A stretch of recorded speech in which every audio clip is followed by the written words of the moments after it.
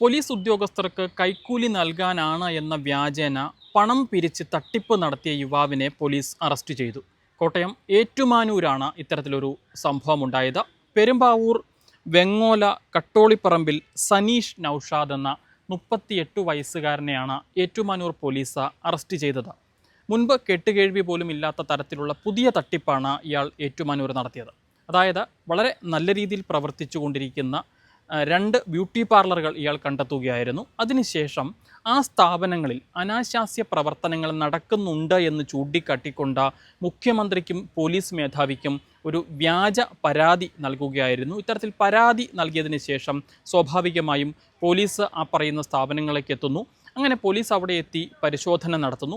പരിശോധനയിൽ പോലീസിനൊന്നും കണ്ടെത്താൻ സാധിക്കുന്നില്ല. പരിശോധനയ്ക്ക് ശേഷം പോലീസ് സംഘം മടങ്ങിപ്പോവുകയും ചെയ്തു.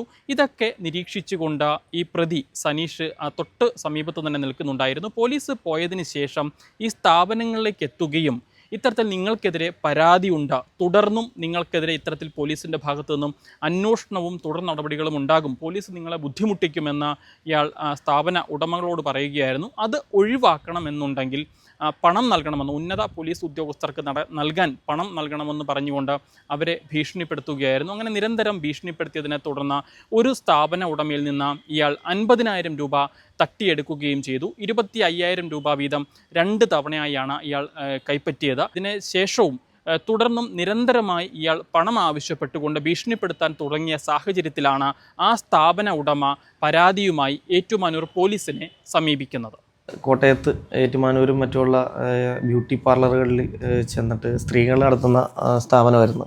അപ്പോൾ അവിടെ ചെന്നിട്ട് പോലീസ് ഒരു പരാതിയുമായി ബന്ധപ്പെട്ട് അവിടെ ചെന്നായിരുന്നു. അപ്പോൾ അത് അവിടെ ചെന്ന് നമ്മൾ എൻക്വയറി ചെയ്ത് തിരികെ പോകുന്നതാണ്. അതിൽ വേറെ മറ്റ് ഇല്ലീഗലായിട്ടുള്ള ഒരു പ്രശ്നങ്ങളൊന്നും ഉണ്ടായിരുന്നില്ല. ഒരു വ്യാജ പരാതിയായിരുന്നു. ആ പരാതിയുടെ അടിസ്ഥാനത്തിൽ പേരും അഡ്രസ്സൊന്നും വെക്കാത്തൊരു പരാതിയുടെ അടിസ്ഥാനത്തിലാണ് നമ്മളവിടെ ചെല്ലുന്നത്. അപ്പോൾ ആ പരാതിയുമായി ബന്ധപ്പെട്ട് നമ്മളവിടെ ചെന്ന് അന്വേഷണം നടത്തി നമ്മൾ പോകുന്നതാണ്.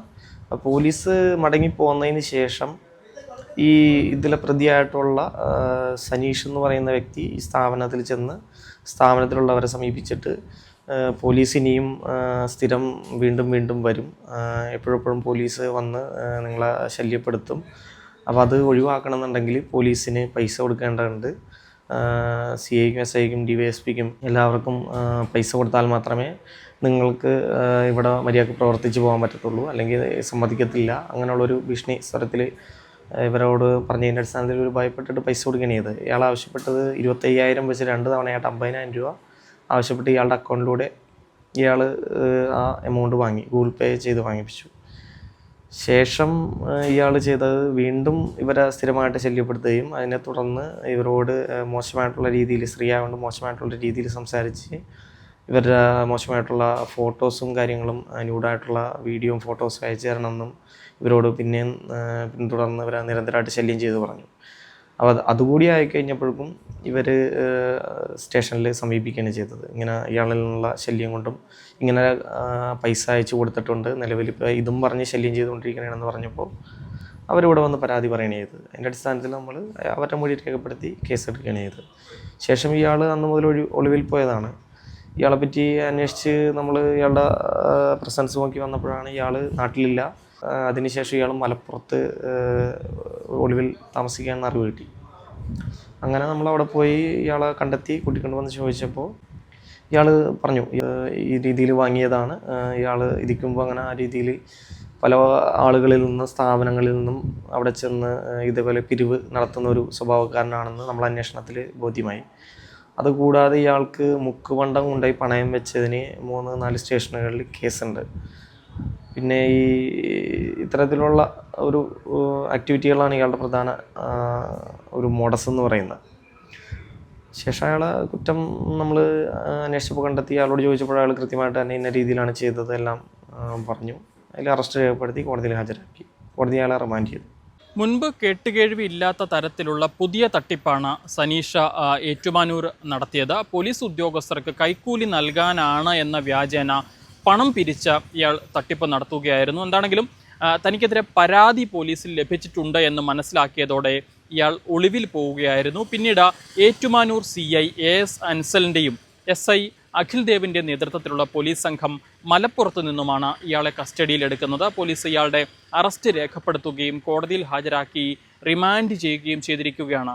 നിലവിൽ ഏറ്റുമാനൂർ പോലീസ് പറയുന്നതനുസരിച്ചാണെങ്കിൽ ഇയാൾ നിരവധി തട്ടിപ്പ് കേസുകളിൽ പ്രതിയാണ്, മുൻപും ജയിലിൽ കിടന്നിട്ടുള്ള ആളാണ് എന്നുള്ളതാണ് നിലവിൽ മനസ്സിലാക്കാൻ സാധിക്കുന്നത്. സമാനമായ രീതിയിൽ തന്നെ ഇയാൾ മുൻപ് പലയിടത്തും തട്ടിപ്പ് നടത്തുകയും ചെയ്തിട്ടുണ്ട്. എന്താണെങ്കിലും വ്യത്യസ്തമായൊരു തട്ടിപ്പാണ്. വളരെ നല്ല രീതിയിൽ പ്രവർത്തിച്ചുകൊണ്ടിരിക്കുന്ന സ്ഥാപനങ്ങൾ ഏതൊക്കെയാണ് എന്ന് നേരിട്ട് ബോധ്യപ്പെട്ട് മനസ്സിലാക്കുന്നു. അതിനുശേഷം ആ സ്ഥാപനങ്ങളിൽ അനാശാസ്യ പ്രവർത്തനങ്ങൾ നടക്കുന്നുണ്ട് എന്ന് ചൂണ്ടിക്കാട്ടിക്കൊണ്ട് വ്യാജ പരാതി മുഖ്യമന്ത്രിക്കടക്കം നൽകുകയാണ് ഇയാൾ ചെയ്യുന്നത്. അത്തരത്തിൽ മുഖ്യമന്ത്രിക്കടക്കം പരാതി നൽകിയാൽ സ്വാഭാവികമായും പോലീസിൻ്റെ ഭാഗത്തു നിന്ന് പരിശോധനകളും നടപടികളും ഉണ്ടാകും. ഇതൊക്കെ മാറി നിന്ന് നിരീക്ഷിക്കുന്നു. പോലീസ് സംഘം പോയതിനു ശേഷം അവിടേക്ക് എത്തുകയും പോലീസിന് വേണ്ടി കൈക്കൂലി നൽകാൻ പണം വേണമെന്ന് ആവശ്യപ്പെട്ടുകൊണ്ട് തട്ടിപ്പ് നടത്തുകയുമാണ് ഇയാൾ ചെയ്തത്. എന്താണെങ്കിലും ഏറ്റുമാനൂരിൽ നിന്ന് 50,000 രൂപ തട്ടിയെടുത്ത കേസിലാണ് സനീഷിനെ ഏറ്റുമാനൂർ പോലീസ് അറസ്റ്റ് ചെയ്തത്.